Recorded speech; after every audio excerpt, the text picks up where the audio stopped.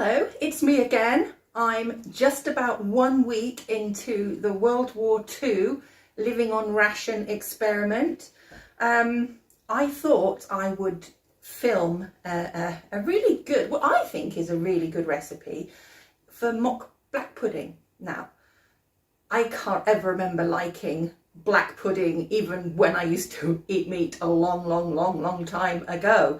But I do remember creating this probably about a year or so ago, and actually finding it quite a pleasant surprise. It's ration book friendly because the basis of it is oats. So I just thought I'd take you through the recipe today. Let's see how it comes out, and maybe you'll want to give it a go. So the ingredients are 1 cup of oats or oatmeal. I've got oats, so I hope they work, because I think I used oatmeal last time. 1 cup of oats. You need a cup of vegetable or meat broth. I'm using Marmite in water. I don't know if you can see that. And do you notice this lovely jug? This is a shout out actually to Sue. Sue in our group doing the World War II ration book experiment sent me this, and it's absolutely delightful. It's beryl green woodsware. I've only got a couple of pieces, and she had a spare jug which can be used for milk, custard, and it's absolutely beautiful. So I thought I'd use it today, and it's a perfect size for the broth. So I've made the broth out of Marmite. You can make it, like you said, out of vegetables or meat. And then what I've also done, the recipe actually calls for a chopped up onion or leek. I haven't got that. I've run out. It's the end of the week before I get any more vegetables.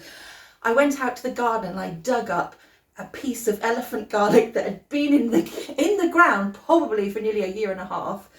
Luckily that came to the rescue. I used a little bit of it, and I also used half a beetroot, and I finely grated that. And what I did was I fried that in a little bit of margarine and put a bit of hot water in, and just reduced that down a little bit, and you'll be able to see that right now. So you get your finely chopped onions and maybe half a beetroot, and then you fry it in a little bit of fat, butter, margarine. So I add a little bit of hot water in as well, just a couple of teaspoons, and just to reduce that down just a little bit and brown it slightly. So once you've done that, what you now need to do is you need to add in a cup of oats. Now I've pre-measured that. Basically that's the last of my allocated ration this week. I've got 2-3 pounds of oats, but I've basically used this jar all week. So you put that in the saucepan, and then you add the hot broth. Now I remember last time when I did it, I only added 3/4 of a cup, so I'm going to add 3/4 of a cup now, and then I'm going to set some aside. So when I cook it, if I need to add more, I do. But when you do cook it, it's going to be a very stiff mixture. So let's just mix. I'm probably going to mix about 2/3 of that in right now. Mix it all up. It's going to actually, I've probably put a little bit more beetroot in it. You don't have to add beetroot, and I think the original recipe doesn't call for beetroot, but I added that last time, and it just added a nice sort of colour to it. So I'm going to mix that up, and now I'm going to go over to the stove and cook that down so it gets all thick and gloopy. So as you're reducing that down, what you'll need to do is add lots of salt and pepper and some herbs. I grow thyme in my garden, so I'm going to add some thyme, and then obviously my salt and pepper. Let's add some pepper, and then add a good bit of salt.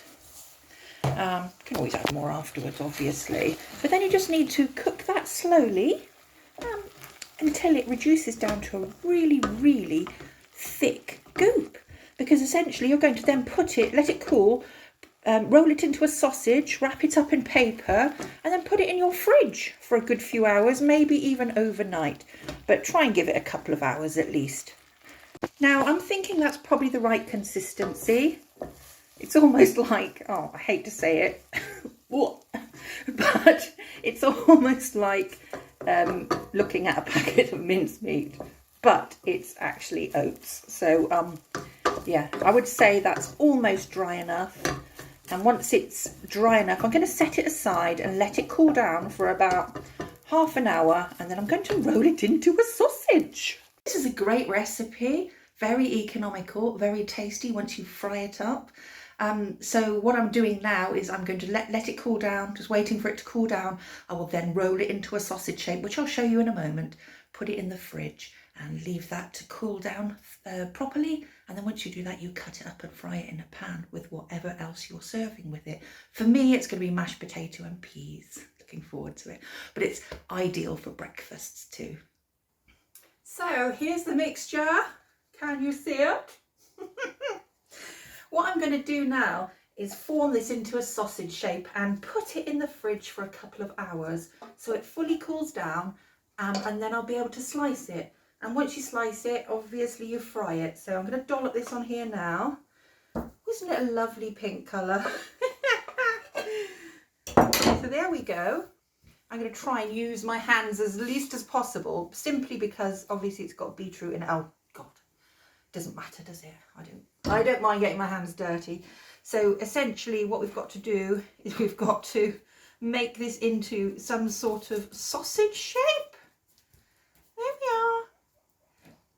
And we are going to roll it. I'm just going to wipe my hands first. Okay, so here we go.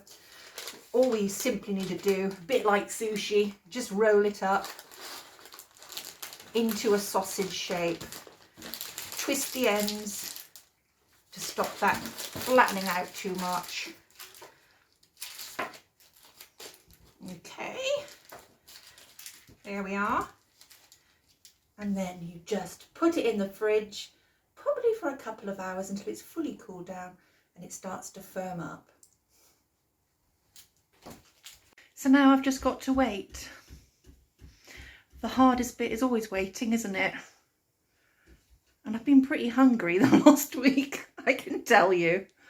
Yeah, it's been quite the challenge sticking to World War II rations for this week, but I've enjoyed every minute of it. Even though I had to pinch carrots off the guinea pigs and buy an extra cabbage. Ooh, so there is my sausage.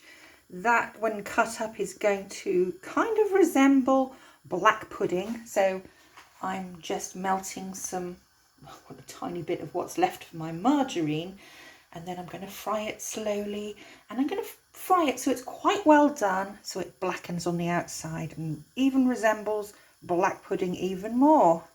So I've cut that now, and it's going to go right in there. Yum.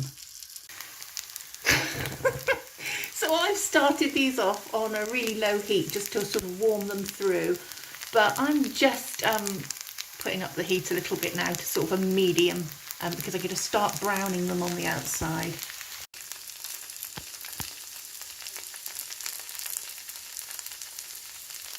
Hurry up!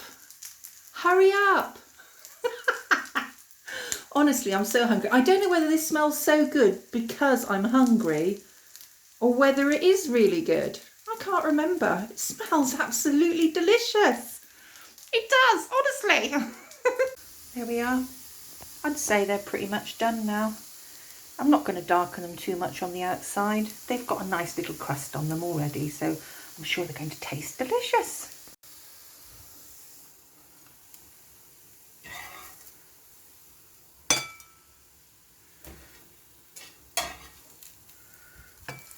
Woo! And we've got that little extra nugget there, which I'm going straight in my mouth in a moment. So there we have it, all ready to eat, except I've only just had my lunch.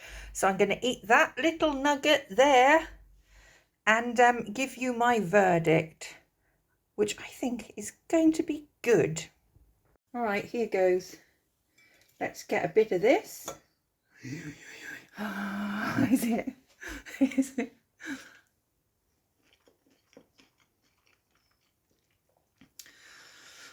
Like I said earlier, I don't know whether it's just because I'm bloody hungry, but that tastes really good. Absolutely could make burgers that way as well. Add whatever spices you want to, but in the authentic 1940s way. It calls for 1 cup of oats, 1 cup of broth. I always add less. I think adding more than that is just too much. Lots of salt and pepper, a finely chopped onion. I add a little bit of garlic. You don't have to add beetroot, that's optional. The original recipe didn't call for that, but I just thought I would like to use up what I've got in the fridge, and I used beetroot before and it came out wonderful. So yeah, it's absolutely delicious.